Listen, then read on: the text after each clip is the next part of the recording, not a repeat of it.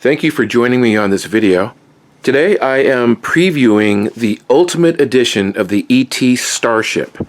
Lots of changes. I'm still actually working on a few things, namely the landing gear. But I want to just kind of show you where I'm at. There's been a ton of improvements. Biggest is these guys. These are the engine supports. There's 9 that go around the body ring. And this used to be 1, 2, 3, 4, 5, 6, 7 pieces.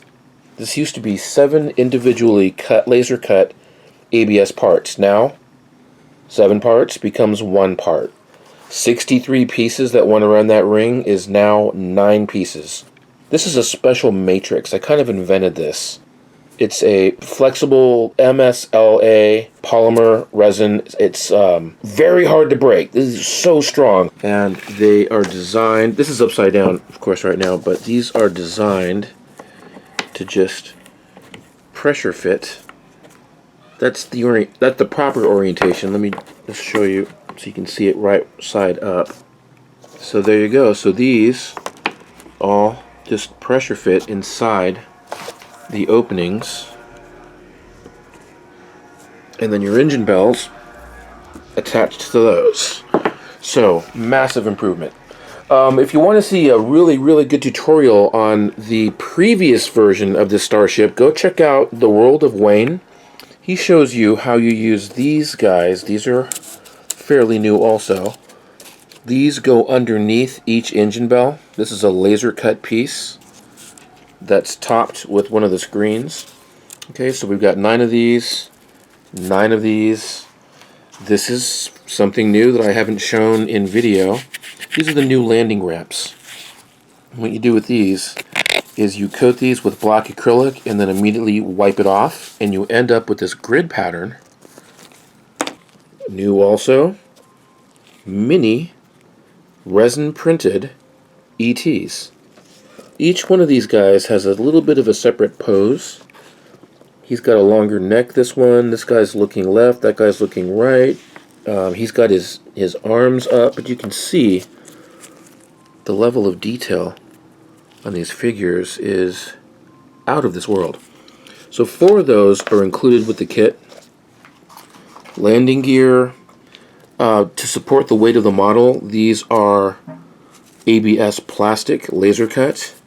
This is the ET Starship Mark II that I kitted about 9 years ago, and it is still standing nice and stable on these ABS legs. You want to use ABS to hold that weight. And even though it's a fairly lightweight model, you don't want to use resin for that bottom section. Let me show you how this goes. This is the new antenna. You've got resin 3D printed parts and FDM parts. Here's the base, and this goes onto that. This fits on top of this. I engineered these with pressure fit holes. Actually, I messed up. This pressure fits on top of that. This pressure fits on top of him. Really hard to do this with one hand, but you get the idea that everything just stacks. And then when you add on 2 pieces of styrene, you end up with this. There's actually 4 little pieces of styrene strut right there, but you end up with this amazing antenna. The detail on this is exact. There's also now clear blue acrylic lens inserts for the engine bell. Let me see if I can pick one of these up. And these guys pressure fit in case you want to stick in a fiber or a 2mm LED in there. The inside of the bottom hole, you can see, have slots that will accept the landing gear legs. These guys slot right into there. Voiceover again. You can see, guys, that this kit basically just builds itself. Very easy. I'm also making another change I haven't done yet. I'm going to be tapering this mid-hole section. It's straight up and down right now. when I release this kit, it's going to taper down to maintain that egg shape. Here's another look at these ET figures. I just can't convey how amazing the fidelity is on this. You can see the poses are different too. This guy has his arm up, this guy's got his arm down. He has a slightly longer neck that's cocked to the left. But let me see if I can get this. I mean, look how small that is, but you can see each individual finger. The individual fingers, you see? That, to me, is outrageous. So yeah, so each kit comes with a set of these guys.